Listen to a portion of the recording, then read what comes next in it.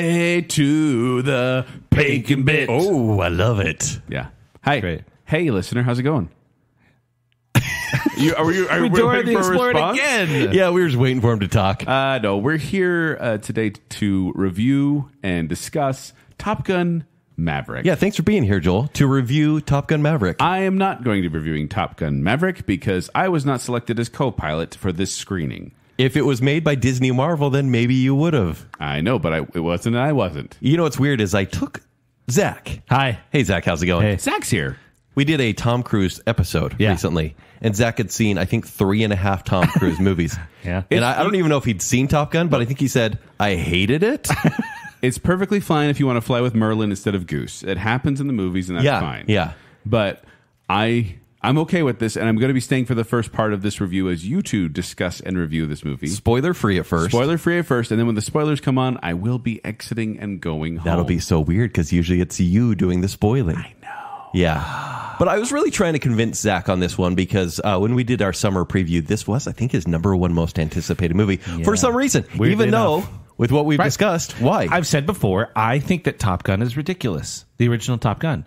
I don't know. I find it like quintessential cheesy. And I have for a long time not said that in a good way. But there was something about this trailer that is like, as soon as the theme hit, that meow, meow, meow, meow, meow, meow, meow, meow. Why are you meowing That at I don't know, it hit a nostalgia bone for me that I didn't necessarily know I had. And then it just, with the way the looks like they shot the planes, I was just super interested and thought, I think that's going to be really cool. And with how I want to serious- see it on the big screen. Like Tom Cruise takes his movies seriously now. Right. And so there's actual, like the visual effects are happening. Right. For the most part. And he doesn't do many sequels, as we mentioned. Right. I mean, he does a lot of Mission Impossible. Right. sequels. That one definitely. But like any other movie, I'm trying to think of another sequel he's done. No, Unfortunately, Jack Reacher, but we don't have to mention that. Right. This is not the Tom Cruise show. Jerry Maguire 2, The Maguiring.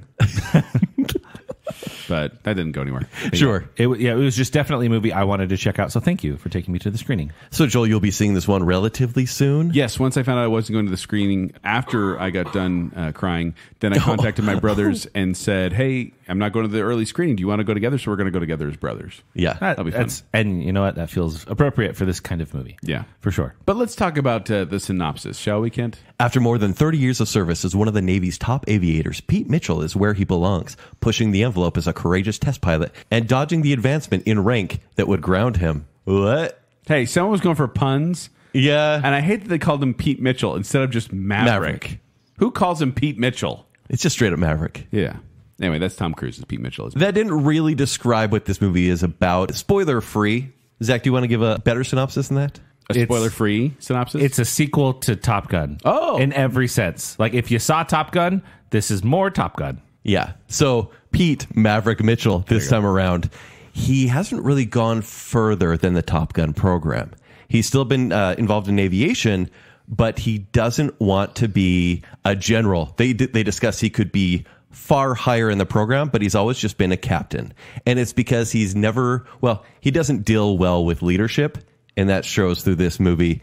And so he goes back into the Top Gun program for reasons and becomes a teacher. Wasn't that what he chose at the end of Top Gun, though? He chose to be an instructor. Yeah, he was supposed to go back and be an instructor. They basically mention that did not that choice did not stick without spoiling it. Okay. I suppose. But yeah, he didn't maintain that course. All right, fellas, review away. Spoiler-free. Joel, pick who you want to go first. I will pick Zachary to go first. I was like, I don't really care for Top Gun. I think it's cheesy. I think it has way too much beach volleyball. Way too much? Too much. Not enough? Too much Okay, in the original. And then... Is there volleyball in this one? Don't tell me. I'm not going to tell you. But then this movie, as soon as it started up, there was something that clicked with this nostalgia. And I went, this is just an 80s movie now. Right? If you took the formula from back then, and you had all the technological advances, all of the modern cinematography style, and the kind of insanity of Tom Cruise. That's what this is. It is just a fun, bonkers 80s action movie, and I had a blast with it. Yeah? I smiled a lot. I giggled. I rolled my eyes, but in a good way. And I came home from the screening. I asked my wife, I said, hey, can you just say the thing? Ask me how the movie was. She said, how was it? I was like, I loved it. It was so cool. I was all jazzed and excited because this movie is high energy and just fun to watch. It is the butteriest kind of popcorn movie, and I had just a ball. It was so fun. Okay. Yeah. You rating? Oh, I'd give it probably a 9 out of 10. Wow. Only knocking it down because it does get a little absurd in the third act, but it's also so cool. It's fun, and I would. And what really, did you give the original Top Gun? Oh, I don't know. I'd give it like a 6.5. So you're giving this like. Although I've rewatched it, and I don't know if and you liked it more. Maybe but on it's TV. I did like it more, but I think I like so much of the original Top Gun now because there are callbacks to it in Maverick that remind me of this movie. I had so much fun watching. So if you had an issue, this movie is about 2 hours 15 minutes. Oh, I would say it's less. It's less. I mean, we started the screening at 7. Mm-hmm. It was right by my house, but I was home at like 9, 10. Okay, it's like less than 2 hours. But you're saying in the third act there is some dragging or some strange element? I think it just goes a little. It's a little Fast and Furious at the end. Okay, where it's like torpedo punching. Like it's kicking. A little bit kicking. There was no torpedo punching. Whatever. He kicked it. Kicking. I've never seen those movies. Nor should you. But there's a little bit like, okay, I can suspend disbelief to a point. But even then, that's not that kind of movie, right? It's not trying to be super realistic, even though all the stunt work is pretty realistic. But so, a little weird at the end. Sure. But exhilarating. Yeah. Even though it's weird. Okay. Kent? This movie couldn't be better. What? It's phenomenal. What? Top Gun Maverick is a sensational summer blockbuster. It is like a definitive summer blockbuster. It is exactly so strange. We do not get movies like this anymore, and maybe it is sort of the 80s vibe where I was feeling jazzed this entire movie. They had the Navy kiosk right outside the screening that we were at. Like they did. And I'm old, and I was like, can I still sign up? and obviously I wasn't around, but I was reading it. This was definitely a thing that happened back in 1986. Yeah. And I think their recruitment went up 500% after Top Gun came out. Absolutely. And it will again. Yeah. It's great. Joel, it's strange how good this movie is, and it shouldn't be. No. Because it is still the Top Gun formula, right? There's a romance, right? Tom Cruise is, here once again, trying to woo his former girlfriend, who is played by Jennifer Connelly in this movie. Uh-huh. And mercy, Jennifer Connelly is good in this movie in so many ways. Who directed this movie? It is Joseph Kosinski, who did Oblivion, and he did Only the Brave and a couple Tron years Legacy. ago. Yeah. He is an expert at making people look beautiful, apparently. He is. Everyone in this movie is a 10 out of 10. He's like Michael Bay, but for like visual appearance and not like degrading them. It is Michael Bay. It is Michael Bay level of people looking slightly sweaty and beautiful.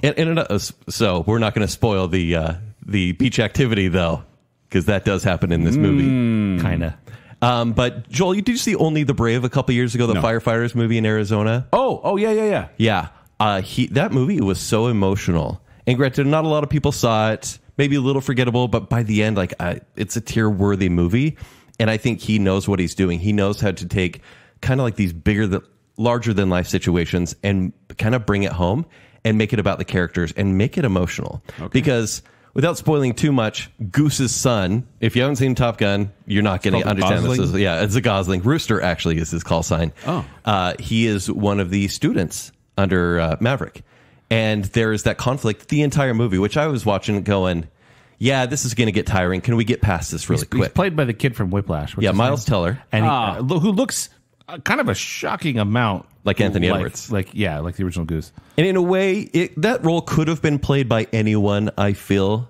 Yeah, it was more of the type of person he was. The fact that he's Goose's son mattered more than who he was. Right, but he was still fine. I'm really watching this movie going, like, for example, like, could they wrap that up sooner? But they kind of play with it throughout the movie. The turmoil between these two characters, between Maverick and Rooster.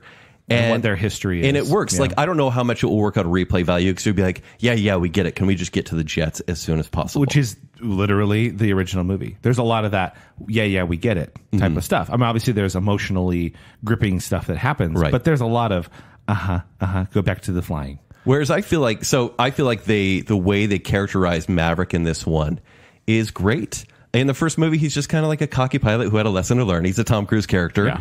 And then he tries to get into a romance, and he's once again a little too cocky. In this one, you see the flaws of this character. And the director, he really focuses in on almost these melancholy moments of the characters and takes his time, even though this shouldn't be a character movie. It's about jets. And that's all it needs to be, but it has everything there. And then it just keeps building on itself to a third act, which for me was straight up candy. It was silly. Yeah. But in a way where I was like, hey, if this is just a Top Gun movie, I'll be fine. And then it became something more. And I said, that's the perfect summer blockbuster formula right there. Is there a danger zone? Is there a song, a adrenaline pumping song playing at the end there that you're just cheering along to? So no, it emphasizes the score. So at the beginning of the movie, there's a Lady Gaga song. I heard that's meant to be the "Take My Breath Away" sort of song. Yeah, it plays it, but they do play "Highway to the Danger Zone" in the beginning of the movie. Oh, but instead it's just emphasizes score. So sadly, there's no real cool rock anthem. Hans Zimmer. Is it Hans Zimmer? It's Hans Zimmer who did the score, the original. I guess they score, shouldn't be surprised with a little sprinkling of the original music from Harold Faltermeyer. Yeah. So, but Joel, I don't know. I think we're actually creating too much hype for this movie. It's created its own hype. It's been delayed for years. But I'll be honest, maybe do what I did, maybe what you did, Zach, and I went in with people are crazy. It's a Top Gun movie. It's gonna be fine. And I was like, wow, I can't really find any weak moments here. And the ending could be that for a lot of people, but they'll still be thrilled. And so, for me, it's an A-. Wow. Yeah. Compared to Top Gun. Zach obviously likes Top Gun Maverick better than Top Gun. How about you? Infinitely better. What? Infinitely better. Top Gun is a fine 80s movie. This movie, with the skill, the craftsmanship, the cameras they have here, you actually know what's going on in dogfights. Yeah. And the training is fun to watch. If the original Top Gun is guys on a set with a projected thing behind them, yes, it feels that way. This, especially the way they put the camera angles just so that you can actually see the ground they're covering, and they really were flying super low to the ground and super fast, and it feels so good. Now this is going to sound like maybe taking the movie back a little bit, but it's been said, is this the perfect dad movie? It probably is. Move over, Ford v Ferrari. Yeah. Where this is a movie where it's I can watch this on any Saturday afternoon and enjoy it completely. It's that kind of movie. And it has maybe different kind of emotions from the first movie, but still some heck yeah emotions. Okay. I would say this is going to be weird. It's not maybe as deep as the original. Yeah. It doesn't go into those themes as much. It is more candy. The Iceman in this movie, the Iceman type, is a little more obvious. It's oh yeah, we know what you're doing. We know what character you are. It's definitely a type, but they still spend a lot of time with the character as well, so it's fine. Yeah. Yeah. I would definitely recommend. We saw it on IMAX, and I think it's one of those movies I would check out in IMAX. In the right kind of screen. Make sure the sound is good. Yeah, the sound in our theater was not good, so I almost want to see it again just to get a better experience. So, Joel, we hyped this movie up way too much. I'm kind of shocked, actually, because I've heard the hype. Yeah. Everyone being like, this is better than the original. Oh, it's the best movie of the summer. This made me a better person by watching it. And I now will change the world. Yeah. And I hear those things and I'm like, it's a movie. Chill. Yeah. It's a sequel. No, here's the thing. It's a nostalgia sequel, which seems to be the hot button topic right now. This is a legacyquel.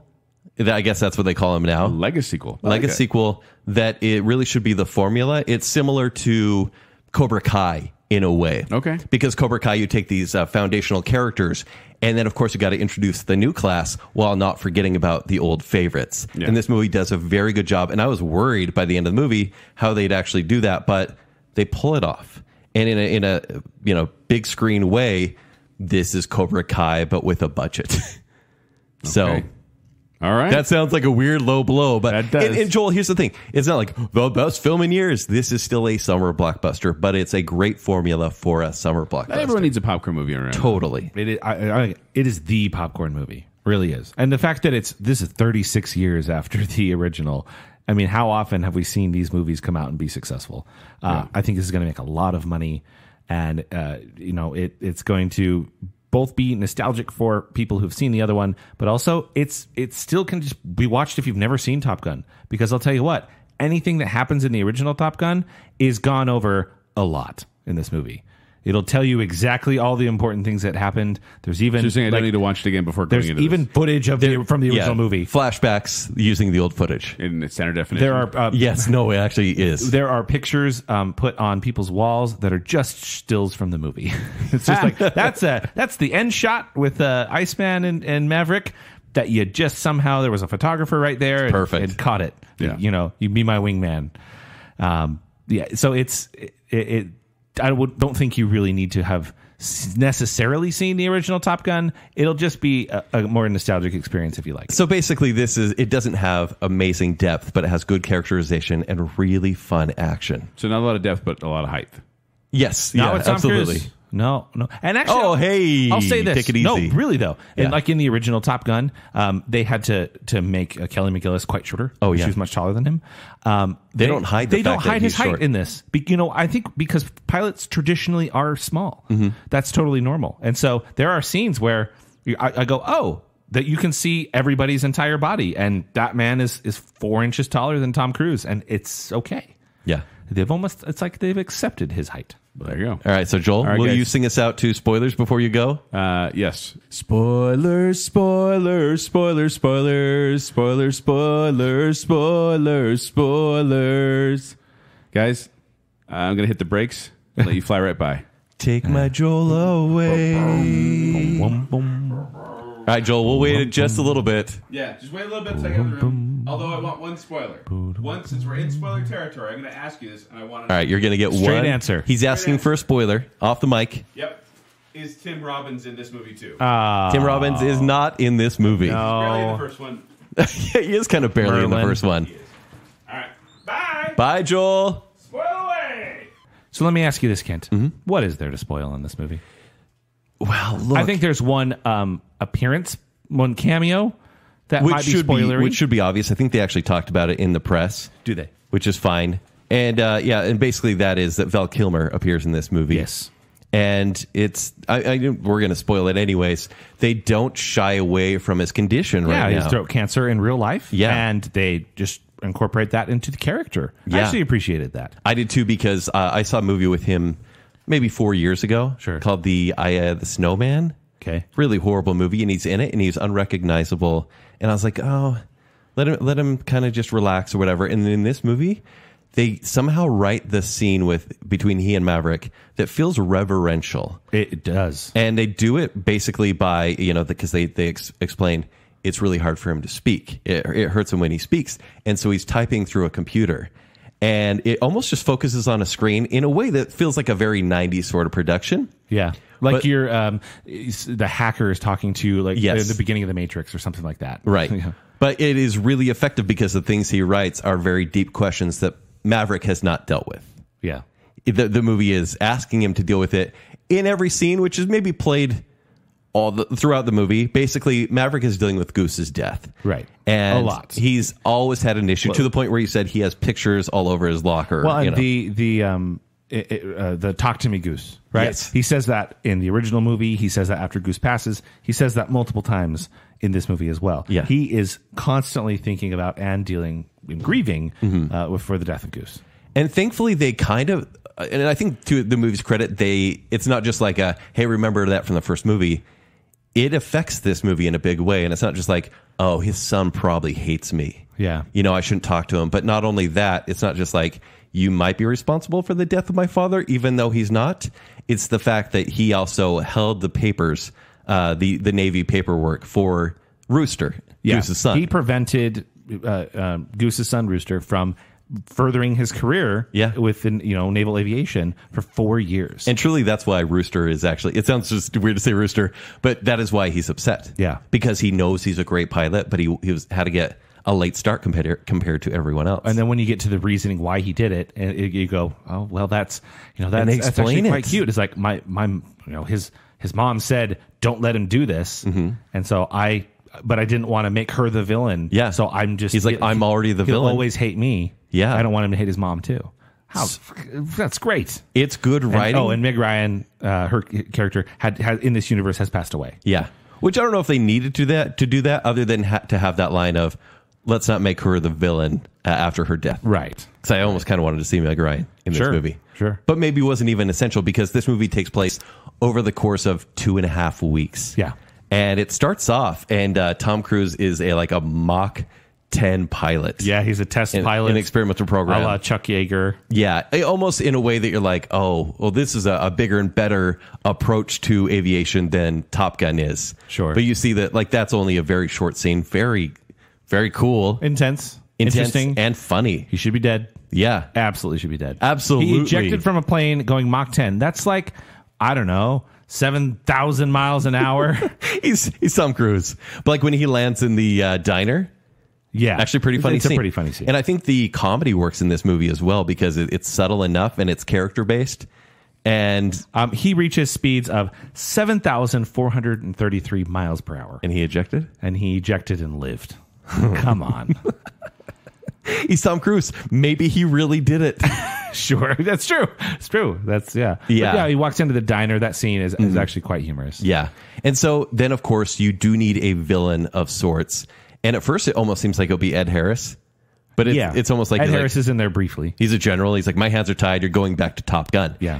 And then, instead of having Iceman be a villain, Val Kilmer actually is there to represent the one who's always saved Maverick. Yeah. Because he's such a bad seed, I think, for the military, that they're like, no, let's get rid of him. And it's Iceman who's always saved him. Right.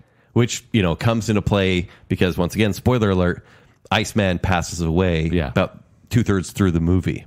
And so Maverick's safety net at that point is gone. It's gone. And then we get to, I guess, the villain of the story. I would say the villain because we're meant to not like him. Is John Hamm. Yeah. Who I think plays the role very, very well. He plays the classic military. By the book. Hard A.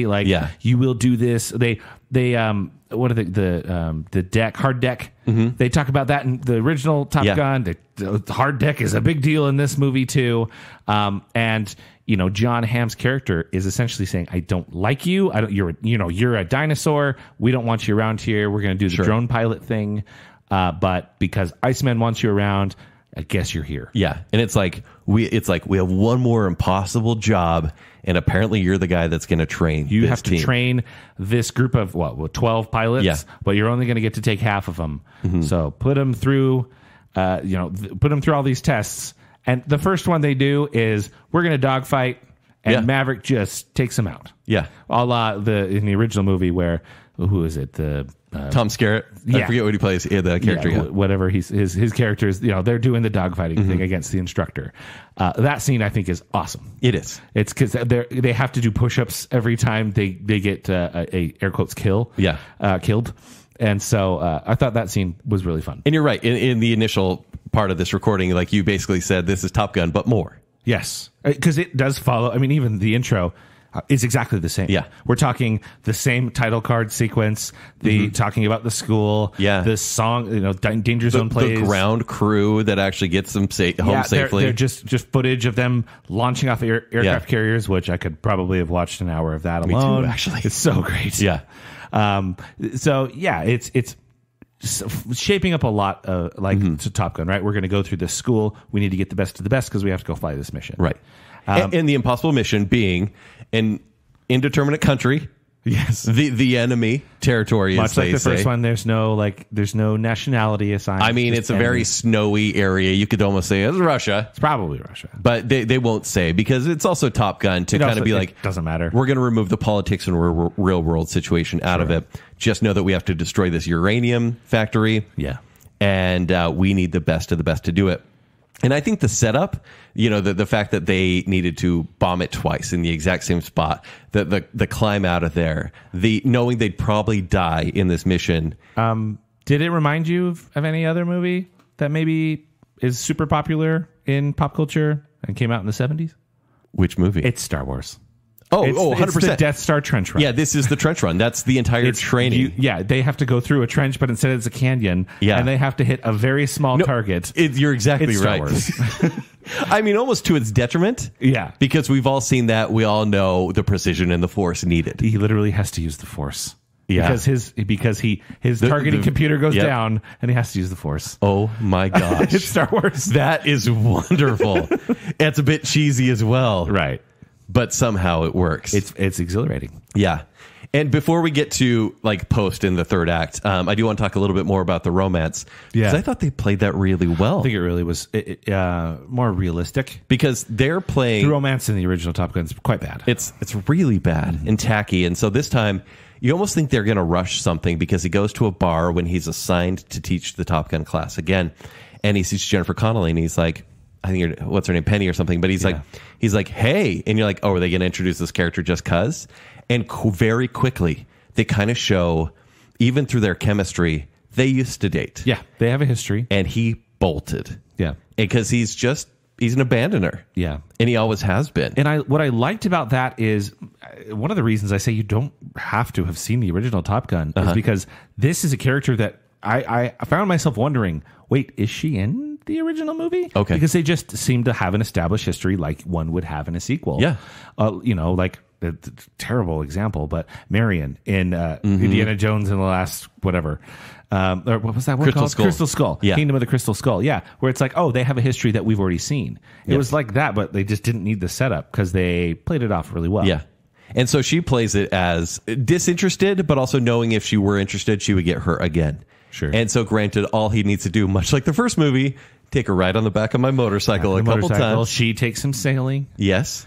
And honestly, her having a daughter, I think really worked because it brought it home. It wasn't just two people just being in a selfish relationship, which he's always been down for, I think. Right. It's the fact that this daughter's like, please don't hurt my mom again. Yep. And he's like, but I wouldn't again. And you're always kind of unsure because you want to root for this protagonist. Yeah. But you also know that he is, he's wild. He's so wild that at the end of the movie, he's like, I'm probably going to die. Yeah. And I'll see you later. But I hope we can work this out if I survive. Sure. But I think they play their relationship so well that it complements the action. Yeah. And makes it more emotional with it. You actually, because there's a movie like this, you could go, you know what? If Maverick dies at the end of the movie, that's okay. Yeah. Because he's always meant to probably die in a movie like this. It really would. But in a way, you're like... Well, we're on the spoilers. I want their love to work. He doesn't die. He doesn't die. Yeah.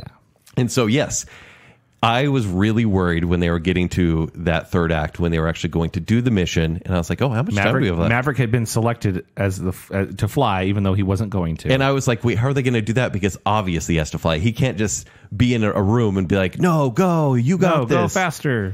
So he gets kicked out. And they choose him to be the main pilot, which obviously he's probably 35 years too old to do it. Oh, totally. But he proved to them that he could actually pull it off. The Navy's oldest fighter pilot retired at age 54. So Maverick is about 58. Okay. Yeah. Yeah, he's a little old. And so, but it works for the movie too, because you do need him to be the focus. His skills are that good that, he chooses a team. They go in. They do this mission and you're like, hoorah, that was pretty cool. Like, that was pretty fun to watch. But it also didn't feel like, it kind of felt like the end of Top Gun. Yeah. Where you're like, oh, yay, military exercise. That was pretty thrilling. Sure. I'm good. They escaped a few missiles. Yeah. Now what? And then the movie goes, now what? Yeah. We're about to show you now what. But I would almost compare it, and this is why I get a little bit like, man, this is weird. It's like the Batman. Okay. The Batman reached a certain point where it's like, oh, this movie could be over now. Yes. Oh, we're going to keep going and have a big, ridiculous sequence. Almost it doesn't quite fit the character. A little bit. Okay. Or the tone of the movie. Sure.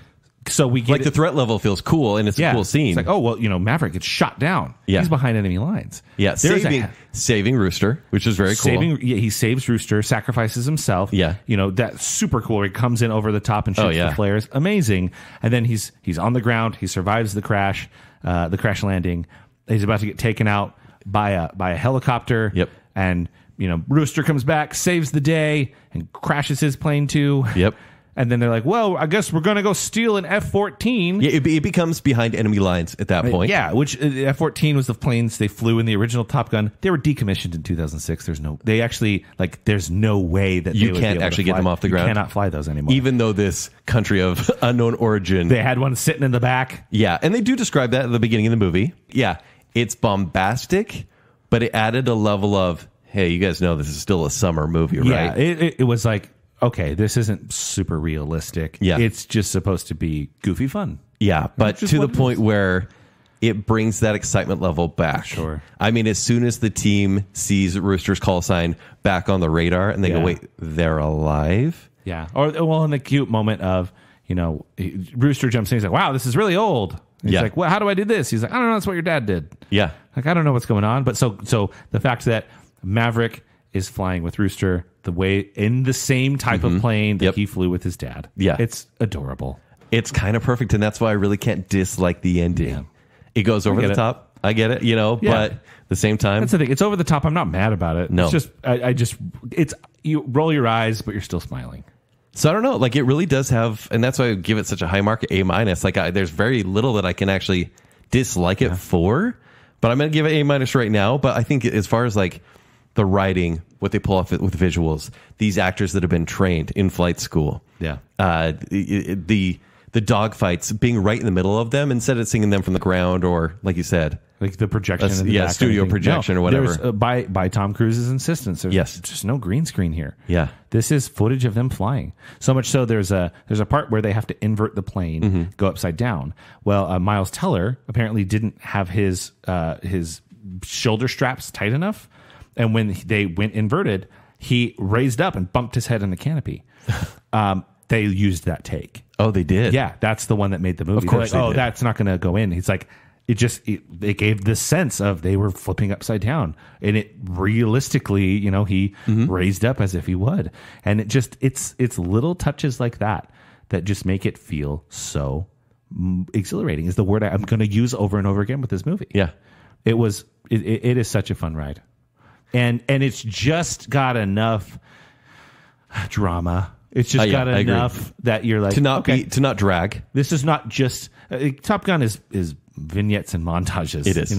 This does have a pretty decent through, even though it's simple, pretty decent story moving through the whole thing. This is a summer movie that other summer movies should aspire to be. Absolutely. But there will probably be copycats, and we'll see how they go. Well, and this is certainly, I can't think of any other sequel after a prolonged amount of time that is as good as this, I don't think there are any. especially when you compare to the original. Yeah. Certainly not coming to America. Certainly not. Certainly not. So, with that, obviously pretty high marks. Yeah. I'm very excited to see what Joel thinks. Listener, we would like to know what you think. Are you going to see it this weekend? If you do, please let us know on social media. Even if it's a hoorah, I know that's wrong because that's not the Navy, but still, this movie, if it makes you excited, great. If you really couldn't take the all the over-the-top elements, let us know. Thanks. Appreciate it. Bye.